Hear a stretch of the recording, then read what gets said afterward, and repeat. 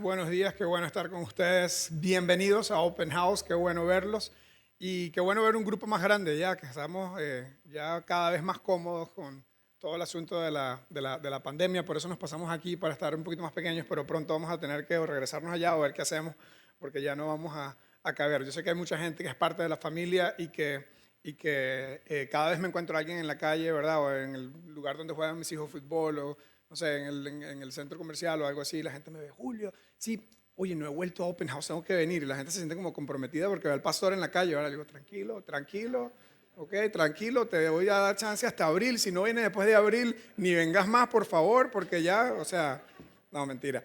Pero bueno, yo sé que estamos tratando de ver la transición en la que todos estamos viviendo. Ok, hoy comenzamos una serie de charlas, vamos a hacer 3 charlas de estas que se llama Transiciones, manteniendo nuestra alma sana en tiempos de cambio. Solo con ese título, ¿verdad? Ya podemos ya como respirar y ver. Si algo hemos tenido que vivir en los últimos 2 años ha sido transiciones. Y si algo ha sido afectado ha sido nuestra, como decía ahorita hace un rato Daniel, nuestra salud mental, nuestra salud emocional. Y pensamos otra vez que el 2021 iba a ser el año de la recuperación y no fue. Y pensamos en el 2022, ese es el año, ¿verdad? Y de repente Europa, Rusia se está cayendo pedazos y todo lo que está pasando ya como dice el presidente Putin, mi papá le tiene un pequeño sobrenombre, ¿verdad? Pero bueno, en fin, Dave, pensamos como que este iba a ser el año donde ya íbamos a empezar a las cosas a mejorar. Y tal vez las cosas están súper bien para ti, pero aunque las cosas estén bien, ha sido un año y un tiempo de muchas transiciones, ¿ok? Y aún las transiciones buenas también generan un montón de estrés. Entonces vamos a hablar un montón durante 3 semanas y estoy súper emocionado de esta serie de charlas porque vamos a estudiar el mismo capítulo de la Biblia durante 3 semanas y vamos a saltar a diferentes partes de la Biblia, pero vamos a estar estudiando el mismo tema durante 3 semanas, ¿ok? Y les voy a leer un poquito un texto que lo vamos a leer cada una de las 3 semanas, que es el Salmo 23, que la mayoría conoce. Pero bueno, vamos a hablar un poco acerca de las transiciones, acerca del cambio. Ahora, en los últimos años yo he hecho un montón de estudios acerca de ese tema. De hecho, recientemente hice incluso una certificación de una cosa que se llama manejo del cambio, que las empresas utilizan cuando tienen que hacer un cambio de un sistema o cuando tienen que contratar nuevas personas. Cuando hay un gran cambio dentro de la organización, hay toda una filosofía, una metodología que se ve algo así como esto, ¿verdad? Hay un momento actual, hay un momento de transición y un momento futuro a donde queremos llegar. Y si la transición no se hace bien, el espacio, la visión que tenemos a futuro va a tener huecos y no se va a lograr los objetivos. En el mundo empresarial se habla de que eso termina cuando la transición no se hace bien, el retorno de la inversión es más bajo, hay menores beneficios en general, no se mejora, la mejora no se logra y las expectativas no se cumplen. Entonces, esto es todo una gran filosofía, ¿verdad? Y metodología de manejo del cambio en el mundo empresarial. Entonces, y la razón que quería empezar con esto es porque en la serie de charlas para nosotros, aunque no vamos a hablar del mundo empresarial, tiene mucho que ver con la idea de cómo vamos a manejar las transiciones, cómo manejamos los cambios y cómo manejamos las transiciones de vida que tengamos, positivas o negativas, y en los últimos 2 años muchos hemos tenido muchos cambios. Entonces, lo interesante es que al estudiar un montón de estas cosas me encontré con un autor que dijo en la siguiente lámina, dijo, la gente no se resiste al cambio, sino a ser cambiada. ¿Ok? O sea, yo quiero que todo el mundo cambie, excepto yo. Cuando me toque cambiar a mí, ahí es donde voy a tener un problema. Cuando ya mi status quo es amenazado, ahí voy a tener un problema. Cuando ya la persona a quien le reporto yo o que me reporta a mí, cuando hay cambios directos que me afectan a mí directamente, ahí es donde tengo resistencia, ahí es donde tengo un problema. Y para los propósitos de nuestra charla hoy y en las próximas semanas y en el contexto de nuestra comunidad de fe, no vamos a hablar de prácticas y de metodologías que funcionan en el mundo empresarial, las cuales son buenas y nos ayudan a estar mejor preparados. Vamos a hablar en realidad de cómo podemos mantener la fe en Dios intacta, aun cuando toda la transición y cuando estamos en un momento de transición y cuando todo lo que nosotros conocíamos como el normal ha cambiado. ¿Ok? Cuando hemos enfrentado transiciones en nuestro trabajo, cuando hemos enfrentado transiciones en nuestra pareja, si tal vez como constantemente estamos ofreciendo cursos de Oasis, que se llama nuestro grupo de Biblia para personas que han experimentado un divorcio, cómo lidiar con eso. Si tal vez ibas a entrar, imagínate, durante el tiempo de la pandemia, un montón de personas que se iban a casar no pudieron casarse durante ese tiempo porque no se podían hacer reuniones sociales. Mucha gente se casó después. Mucha gente que tenía que hacer una graduación, ¿verdad? Las graduaciones no se podían hacer. O sea, un montón de cambios que se ha afectado tanta gente. ¿Cómo vamos a enfrentar esos cambios? Aunque sea que te acabas de graduar o te graduaste en el 20 o en el 21 y no lograste vivir tu graduación como todo el mundo normalmente, o te divorciaste, o cambiaste de trabajo, o has sido afectado directamente porque estabas en el sector de turismo, o cualquiera que sea el cambio o la transición en la que estás viviendo. Vamos a hablar de cómo podemos nosotros mantener la fe verdadera en Dios intacta a la medida de lo posible con esto. Y para eso el texto en el que vamos a estar hablando es el Salmo 23. Ahora, el Salmo 23 es el salmo más famoso, probablemente uno de los textos bíblicos más famosos, ¿ok? Y yo lo voy a leer rápidamente y luego les voy a contar una historia detrás de esa historia, donde les voy a pedir a todos que utilicen su imaginación para contar la historia detrás del Salmo 23, ¿ok? Entonces, el Señor es mi pastor, nada me faltará. Este salmo lo escribió el rey David. Sabemos que David, porque en el enunciado de su Biblia puede incluso decir salmo que escribió David cuando huía de Saúl. ¿Ok? Y ahorita les voy a hablar más acerca de eso. Entonces dice, el Señor es mi pastor, nada me faltará. En prados de tiernos pastos me hace descansar. Junto a aguas tranquilas me conduce. Ahora, el Señor es mi pastor, nada me faltará. Sabemos que David era un pastor cuando era niño, ¿verdad? Y ahorita vamos a hablar más de la historia de él y cómo él llegó a escribir esto que más que, bueno, la palabra salmo significa en realidad canción. Esto fue una canción, porque David era músico también, que él escribió después de una serie de momentos muy duros donde decidió confiar en Dios aún en medio de su transición, aun cuando las cosas no iban como él quería. Entonces dice, confortará mi alma, me guiará por sendas de justicia, por amor a su nombre. Luego dice, aunque ande en el valle de la sombra de la muerte, no temeré mal alguno porque tú estás conmigo, porque tú estarás conmigo. Y vivió varios valles de sombra de muerte David durante ese tiempo.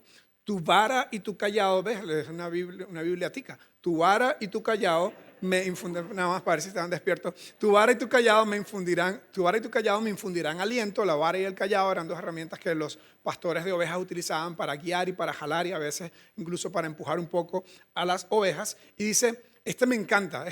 Preparas una mesa delante de mí en presencia de mis adversarios. En la semana 2 voy a hablar de esto, dentro de 2 semanas voy a hablar de esto. Y es muy interesante porque mi esposa, que está aquí enfrente, le encanta hacer comida en la casa, le encanta recibir gente en la casa.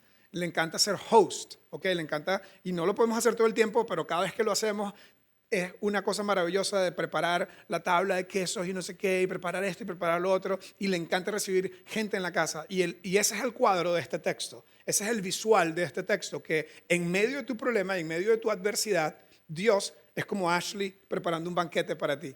Dios está haciendo de anfitrión y te dice, ¿sabes qué? No te preocupes, ven aquí a la casa y yo te voy a atender. Ok, en la semana 2 vamos a hablar de esto. Preparas una mesa delante de mí en presencia de mis adversarios, unge mi cabeza con aceite, mi copa está rebosando. Y luego dice, ciertamente el bien y la misericordia me seguirán. Esta es una mala traducción. La traducción correcta en hebreo es me perseguirán. A David lo estaba persiguiendo Saúl. Y él dice, el bien y la misericordia me perseguirán. Así como Saúl lo está tratando de agarrar, me perseguirán todos los días de mi vida. Y en la casa del Señor moraré por largos días, es la versión que yo me aprendí, por días sin fin, es esta versión. Entonces, ¿quién nunca había escuchado el Salmo 23 antes? Todos ustedes son repanderetas o recatólicos, son demasiado bien portados. Todo el mundo conoce el Salmo 23. Tal vez hay una historia que no has escuchado. Si has venido a Open House por más de 5 años, probablemente me escuchaste porque hace como 5 años hablé de la historia detrás de esta historia. Probablemente has escuchado esta historia antes, pero probablemente la mayoría no conoce esta otra historia que les voy a contar hoy de cómo David llegó a escribir este Salmo. Pero antes les quiero dar, por si se me duermen, la enseñanza clave de todo esto del día de hoy, ¿ok? Enseñanza clave de hoy es, puedo confiar en Dios pase lo que pase. Puedo confiar en Dios pase lo que pase. ¿Qué les parece si repetimos eso? Tal vez yo digo la primera parte y ustedes repiten después de mí. Puedo confiar en Dios.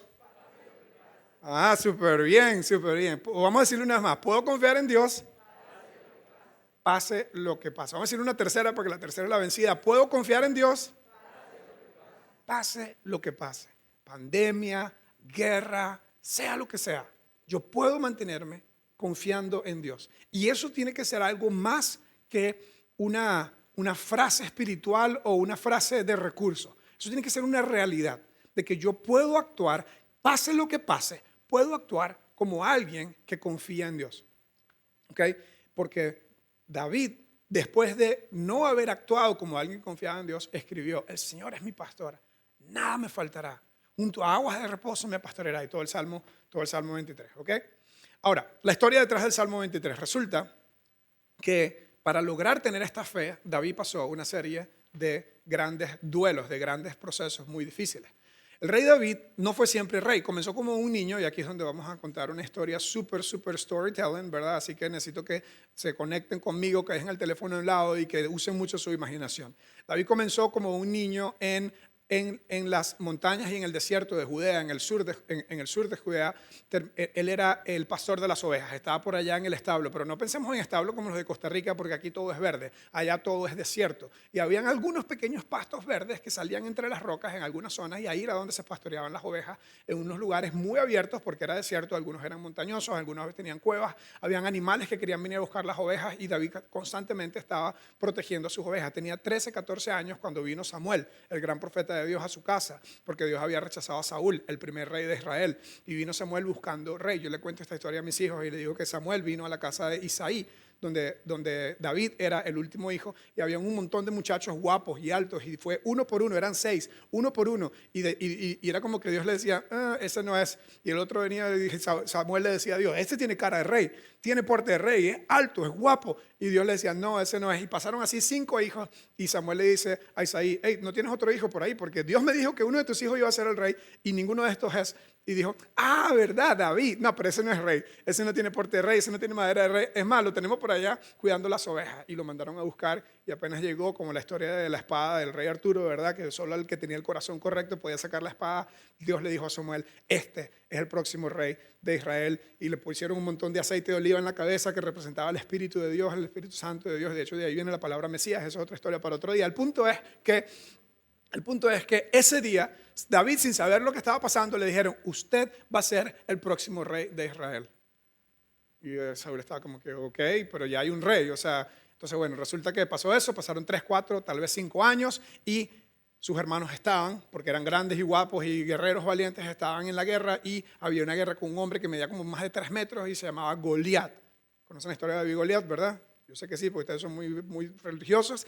Y nadie quiere pelear con Goliat. Nadie quiere pelear con Goliat. Y mandan a David, el mandadero, ¿verdad? Lo mandaron a traer del potrero. Le dijeron: va a llevarle unas tortillas con queso a su, yo creo que eran arepas, pero bueno, tal vez eran tortillas con queso, a sus hermanos allá en la guerra. Y cuando David llega al lugar del batallón, sale este gigante, ¿verdad? Que no podía ni caminar, madreando todo el ejército de Israel. Y David escucha y dice: pero ¿quién le va a dar a este por la testa? O sea, ¿cómo es posible? Y dijo: no, o sea, nadie quiere pelear con él. Y David dijo: este hombre no puede ofender a Dios. Ustedes conocen la historia. David mató a Goliat y pasó al estrellato de inmediato. Ahora, para los propósitos de nuestra historia, recuerda, había sido ungido, iba a ser rey. ¿Sabes qué le dieron a David de premio por haber matado a Goliat? ¿A quién? A la hija del rey. O sea, no es que el premio eran $1,000 o no sé, una casa en la playa. Te ganaste la hija del rey, ok. Yo creo que David tal vez no sabía que ese premio era el que se iba a ganar si hubiesen matado a Goliat. Tal vez hubiese dicho que lo mate otro, ¿verdad? Si hubiese sabido. El punto es que le dieron de premio a la hija del rey, y ahora David, el chiquito del potrero, estaba en la casa del rey, en la pura casa del rey. Y David se puso a pensar: hace como 4 años me echaron aceite en la jupa, me dijeron que iba a ser rey, y yo ni me imaginaba, y ahora yo soy el esposo de la reina. Jonatán, Jonatán era el otro hijo de Saúl, no creo que quiera ser rey. O sea que cuando se muera este mae, tal vez yo voy a ser rey. Tal vez es verdad lo que dijo Dios. Pero bueno, el punto es que David se dedicaba siempre a confiar en Dios y hacer lo mejor que podía. Confiar en Dios, como le enseño yo a mis hijos. Dar tu mejor esfuerzo, confiar en Dios por el resto. Eso era lo que hacía David. Y se convirtió en un gran soldado. Pasaron 5, 7 años, tal vez ya tenía cerca de 30 años, y se convirtió como en el ministro de defensa de Saúl. había matado a un montón de gente, había ido a un montón de guerras porque era un tiempo de conquista, en fin, cosas que nosotros no entendemos, que estamos viendo en la televisión, es como que ¿por qué? Pero bueno, es la historia, parte de esto es espiritualidad, parte de esto es historia de civilizaciones. El punto es que en este periodo del tiempo, Israel está estableciéndose como nación en el Oriente Medio y tiene que pelear con un montón de pueblos vecinos. Y David estaba dirigiendo estas cosas. Y era un gato, porque por un lado era un guerrero súper valiente y por otro lado agarraba la guitarra y componía una canción así tipo Dani, ¿verdad? Yo no me imagino a Dani peleando una guerra, ¿verdad? Pero le cantaba al Señor así, ¿verdad? Entonces era increíble, era un artista y era un guerrero a la vez. Resulta que un día David fue y dirigió una batalla y acabó con un montón de ejércitos de miles de personas. Y las doncellas de la ciudad hicieron un desfile y bailaban y gritaban. Saúl mató a sus miles y David a sus 10,000. Y dice la Biblia que un espíritu maligno se apoderó de Saúl y le entró unos celos y un enojo contra su yerno David. Y desde ese día se propuso a matarlo. Cenaban juntos en el palacio, ¿verdad? En la casa real. Y Jonatán y David eran muy amigos. Esa es otra historia también. El punto es que un día Jonatán le dice a David: usted no venga a cenar porque mi papá está que lo quiere matar. No sabemos qué le ha pasado. Está súper celoso. El tema de las mujeres que decían que usted es mejor que mi papá. Mae, usted quédese por allá. Y si él lo quiere matar, que yo creo que sí, yo le voy a decir a usted después, pero no venga hoy a cenar. Llegó el momento de la cena y Saúl ve que no está David en la mesa y se da cuenta que Jonatán, su hijo, está apoyando a Saúl, a David, ¿verdad? Y esto es lo que sucede en esa cena. Si tú crees que has tenido un día una mala cena en tu casa, mira lo que pasó este día. Vamos al primer texto de la Biblia. Vamos al texto de la Biblia. Siga. Vamos al texto de...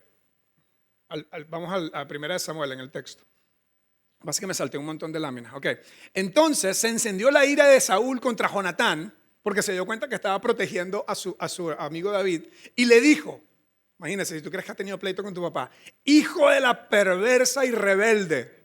Ahora, yo le cuento estas historias a mis hijos y ayer cuando estaba contándole un poquito lo que iba a decir hoy, me decían ellos, papá, o sea, eso es una mala palabra y está en la Biblia, o sea que yo puedo decir malas palabras. No puedes decir malas palabras, porque esto es la forma linda en que los traductores dijeron que Saúl dijo, hijo de la perversa y rebelde. Probablemente fue hijo de la grandísima, ¿verdad? Pero Samuel, como era una buena nota, puso hijo de la perversa y rebelde. Pero usted se puede imaginar lo que dijo. Y cada vez que alguien le dice a alguien hijo de, ¿verdad? No tiene nada que ver con la mamá, tiene todo que ver con él, ¿verdad? Entonces yo creo que por más que sea algo del tema de la mamá, era un tema de que estaba muy enojado Saúl con su hijo. Le dice, ¿acaso no sé yo que tú has elegido al hijo de Isaí para la confusión tuya, la confusión de la vergüenza de la madre que te parió? Bueno, así le dijo. Te parió lo añadí yo, no está ahí, ¿verdad? Para la confusión y vergüenza de tu madre. O sea, está re enojado Saúl, ¿verdad? Ve el siguiente texto, dice, mientras el hijo de Isaí viva en la tierra, ni tú ni tu reino, porque era su hijo, el que iba a ser el heredero del reino, ni tú ni tu hijo estarán seguros, así que manda a buscarlo y tráemelo porque está condenado a morir. Ese fue el día que Saúl decidió abiertamente, después de tener todos sus celos y todo, matar a David, ¿ok?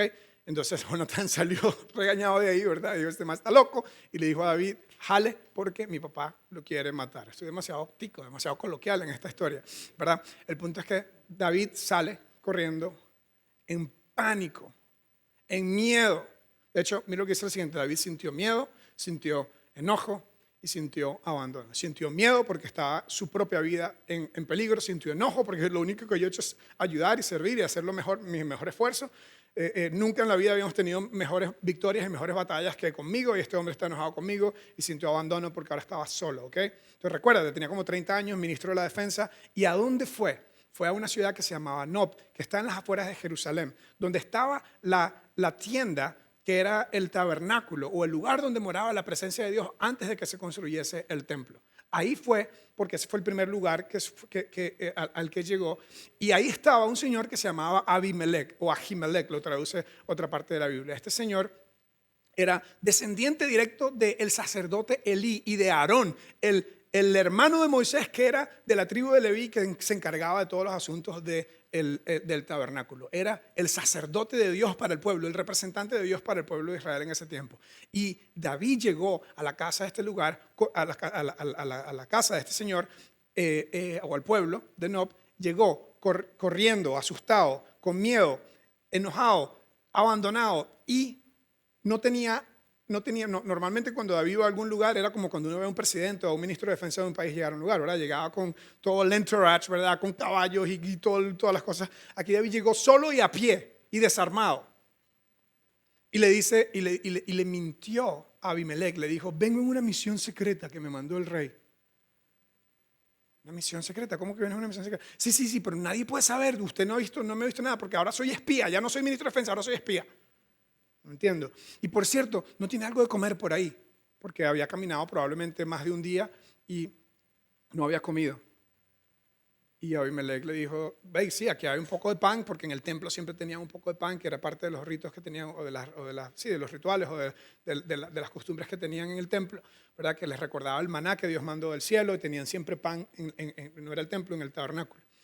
El sacerdote Abimelech le dijo, el único pan que tenemos es ese, pero usted es un hombre de Dios, usted es el hombre del rey, usted es el yerno del rey, ahí está el pan, usted aquí está en su casa, coma lo que usted quiera. Y le dio de comer. Y después de que comió David un poco, le dijo, por cierto, no tendrás un arma por ahí, no tienes una espada, no sé, un machete, algo por ahí. Y yo me imagino a Ahimelech en ese momento como que, o sea, usted es un soldado, es el ministro de defensa, viene solo, no trajo comida, no tiene nada, o sea, no entiendo lo que está pasando, pero bueno, sí, ahí está la espada, por cierto, la espada de Goliat, al que tú mataste, y esa es la única que tengo, y si quieres se la lleva, y agarró esta espada. Y allá en la esquina había un muchacho que se llamaba Doeg, ¿ok? Doeg era un edomita de una ciudad, de un país vecino, y él era uno de los siervos y esclavos, o uno de los sirvientes que probablemente había venido como esclavo y ahora era empleado de Saúl. Y cierto que en toda historia nunca falta un chismoso. Doeg está por allá viendo todo lo que está pasando, el sacerdote le está dando comida, le dio un arma. Se dio la vuelta y se fue. ¿A dónde se fue? A donde Saúl. Y le dijo, el sacerdote está conspirando contra ti, yo lo vi, le dio comida a Saúl, y le dio comida a David, y le dio un arma, cuidado con ese sacerdote. Se fue David siguiendo su huida, ¿verdad? Hacia Gath, que era un pueblo con el que él había peleado antes, esa es otra historia para otro día, y llegó unas horas después, ahora sí, un entourage de caballos y soldados de Saúl. ¿A dónde? A Nob. Y Saúl le dijo, a Ahimelech le dijo, estás ayudando a mi enemigo.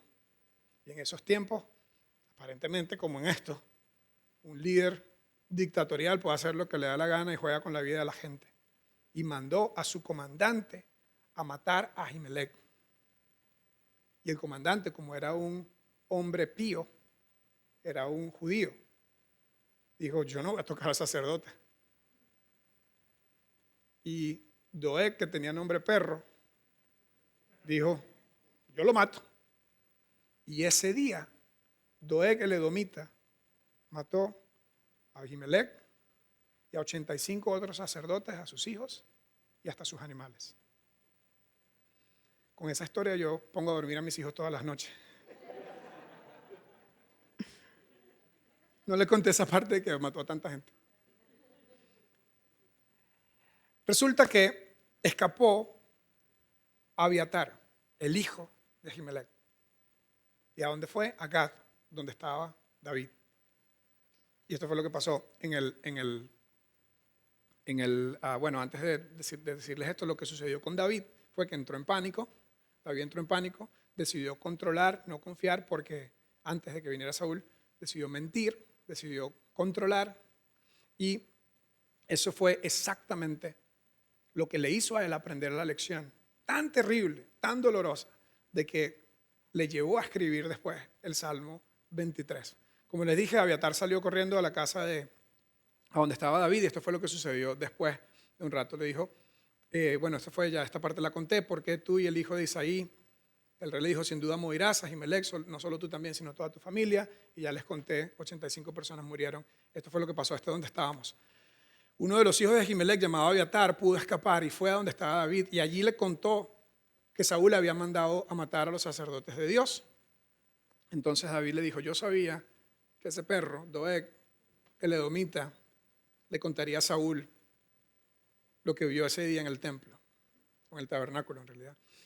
Yo tengo la culpa de que le hayan matado a toda su familia, le dijo ese día David a Abiatar. Y David tuvo que vivir por el resto de su vida con el sentido de culpa de que por él haber entrado en pánico, por él haber mentido, por él haber buscado su propio interés en un momento de gran transición, gente sufrió, gente murió y nunca más iba a poder él deshacer ese evento. En el Salmo 52, para los que les gusta leer, esto está en 1 Samuel 20, en el Salmo 52 David escribió otra canción, no dedicada al Señor, sino dedicada a Doeg. Y escribe básicamente lo que le voy a hacer cuando lo vea. ¿Ok? Y sin embargo, el Salmo 23 fue lo que David escribió después de que sucedió esto. Todavía estaba escondiéndose en las montañas del desierto de Judea. Todavía estaba escondiéndose de Saúl, pero ahora decidiendo confiar en Dios y no defenderse él por sí mismo. Entonces, ¿qué aprendemos de toda esta historia tan terrible? Probablemente tú y yo no nos vamos a tener que enfrentar, probablemente ya nos hemos enfrentado y nos vamos a enfrentar a un chismoso, a un calumniador, probablemente nos vamos a enfrentar a algunas cosas parecidas, probablemente nunca vamos a tener que enfrentar a que por nuestra culpa maten a un montón de gente. Sin embargo, podemos aprender de David que sin tener que vivir una experiencia como esa, que nosotros podemos confiar en Dios, pase lo que pase. Le quitaron el puesto que él nunca pidió. Él estaba muy tranquilo cuidando sus ovejas. Él nunca pidió que lo llamaran a que le pusieran aceite en la cabeza. Él nunca pidió que lo pusieran comandante del ejército. Nunca pidió a la esposa como rey ser parte de la familia de Saúl. Nunca pidió nada de esto. Él solamente estaba haciendo lo mejor que él podía. Y sin embargo le quitaron todas esas cosas que él nunca pidió. Enfrentó un momento de grandes transiciones y porque sintió miedo, porque sintió enojo, porque sintió abandono, se enfocó en controlar y no en confiar. Y en eso tiene algo en común con nosotros. Cuando estamos en una transición, usualmente vamos a buscar controlar. Usualmente vamos a buscar el autointerés. Usualmente vamos a buscar cuidarnos a nosotros mismos. Y la persona que confía en Dios, no es que es irresponsable y no se cuida para nada, pero la persona que confía en Dios sabe que el Señor es mi pastor y nada me faltará. Sabe que Él es mi cuidador y que yo no tengo que defenderme a mí mismo, que no tengo que enfocarme en mis propios intereses porque Él me está cuidando. Entonces, de esta gran lección que la conté de forma muy rápida y que ustedes los motivo a que la lean por ustedes mismos en 1 Samuel 20, 21, 22 y en el Salmo 23 y el Salmo 52. Pero de estas grandes lecciones aprendemos lo siguiente. ¿Qué o quién está en juego si tú decides actuar guiado por miedo, enojo y abandono? Cuando estás en una transición probablemente vas a sentir lo mismo que sintió David. Probablemente nadie te quiere matar. Tal vez alguien te quiere matar, tu esposa, no sé, tu esposo. Tal vez no es la misma situación, pero cuando enfrentes una situación que te genere miedo, enojo, sentimiento de abandono, ¿cuál va a ser tu guía? Porque la palabra pastor significa guía. El Señor es mi pastor, dijo David. Pero cuando se enfrentó a huir de Saúl, no fue guiado por el Señor. Estaba siendo guiado por su miedo, por su enojo, por su abandono. Estaba siendo guiado por su sentido de autocuidado, autointerés. Entonces, cuando te enfrentes a una situación como esta, en una transición, piensa un poquito. Tal vez no van a morir 85 sacerdotes, pero piensa, ¿qué está en juego? Si tú decides ser guiado por enojo, por abandono y por miedo. Otra pregunta es, cuando te enfrentas a una transición, ¿estás confiando en Dios o estás controlando la situación? ¿Estás confiando en Dios o estás tratando de controlar todos los detalles? Como David, que si tiene que mentir, miente para lograr lo que él necesite para poder cuidarse. Ante una transición, ¿estás confiando o estás controlando? Porque la oveja, otra vez, el Señor es mi pastor, nada me faltará, junto a aguas de reposo me pastoreará, confortará mi alma, me guiará por sendas de justicia. La oveja se deja guiar, no controla. ¿Okay? Luego, la última pregunta es, ¿qué consejo le darías tú a alguien que está actuando con impulsividad basada en esos sentimientos? David, por miedo, por enojo y por abandono, actuó de forma impulsiva. Mintió al puro sacerdote de Dios. Cuando le dieron un pan que representaba la provisión de Dios, debió haberse acordado que Dios le iba a proveer. Cuando le dieron la espada que él mismo usó para milagrosamente ganarle a un gigante que era como 3 veces el tamaño de él, pudo haberse acordado de que Dios es el que gana las victorias. Sin embargo, 2 grandes recordatorios le dio Dios y ninguno le sirvió porque estaba invadido por el miedo, por el sentimiento de abandono, por el sentimiento de enojo, de la gran transición que le estaba tocando vivir. Entonces, en tus propias transiciones, en mis propias transiciones, ¿qué vamos a hacer? ¿Vamos a controlar o vamos a confiar? ¿Vamos a dejar que nos guíe el miedo, el enojo y el abandono y responder en impulsividad? ¿O vamos a dejar ir y dejar que Dios sea el que nos guíe? Asegurarnos que no actuamos hasta que estemos 100% seguros que es Dios el que nos está guiando. No hacer nada, divorcio, cambio de carrera, calumnias, lo que sea, te echaron del trabajo, estás comenzando un nuevo trabajo, lo que sea. No voy a hacer nada que no esté yo 100% seguro que el Señor es mi pastor. Y no hay duda que Él es tu pastor. La duda es que tú eres una oveja y yo soy una oveja rebelde que no se deja guiar. Entonces, el reto de hoy es, en las transiciones, no hagamos nada para controlar, no hagamos nada guiados por enojo, por impulsividad, por miedo, por abandono. No hagamos nada hasta que no sepamos que el Señor nos está guiando, que Él es el que nos está llevando. No hagamos nada hasta ese momento. En otras palabras, ve lo que dice aquí. Puedo confiar en Dios, pase lo que pase, fue lo que aprendimos al principio. Puedo confiar en Dios, pase lo que pase. Y ante un cambio muy difícil, no hagas nada guiado por impulsividad. No hagas nada hasta que no te sientas guiado por Dios. La historia de David, cuando huyó a Nob y gente inocente sufrió y murió por él, hay una historia que nos recuerda. Fue la historia que le llevó a él a escribir esa pieza maestra, esa obra maestra que es el Salmo 23. Y nos debe recordar a nosotros que no debemos actuar hasta que no estemos seguros que el Señor es nuestro pastor, que el Señor nos está guiando en cada área de nuestra vida. En tus propias transiciones, decide confiar en Dios, pase lo que pase, buena, mediana, mala, y decide no hacer nada guiado por impulsividad. Decide no hacer nada hasta que no estés 100% seguro que Dios te está guiando.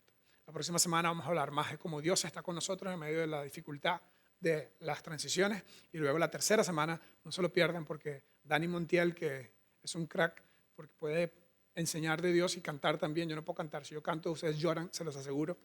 Pero la semana 3, Dani nos va a cerrar esta serie de enseñanzas y nos va a contar de una serie de transiciones muy fuertes incluso que él ha tenido que vivir recientemente. Vamos a cerrar con una oración. Señor, te quiero dar gracias porque a pesar de que esta historia no es de esas tan populares, ¿verdad? Y milagrosas, tal vez no es una historia que todo el mundo conoce, tal vez es una historia incluso que causó vergüenza y dolor y duelo por muchos años, por mucho tiempo a muchas personas. Es una historia que tú decidiste que estuviese en la Biblia para recordarnos y para enseñarnos que nosotros también vamos a tener transiciones, que nosotros también vamos a sentir miedo, que nosotros también vamos a sentir enojo, que nosotros también a veces nos vamos a sentir abandonados y que en medio de esa transición donde sentimos miedo, enojo, abandono, tú estás con nosotros. Y no tenemos que controlar, no tenemos que actuar con impulsividad. Podemos decir que voy a confiar en Dios, pase lo que pase, y no mover un dedo hasta no estar seguro que tú nos estás guiando. Ayúdanos a aterrizar esto, a convertirlo en una guía, en un principio guía para decisiones en medio de las transiciones. En el nombre de Jesús. Amén. Hey, un par de cosas. Muchas gracias por ser parte de la familia. Gracias por estar regresando a Open House. Cuéntale a la gente que estamos otra vez de vuelta. En abril vamos a empezar tres veces por mes. Entonces estamos súper emocionados de eso.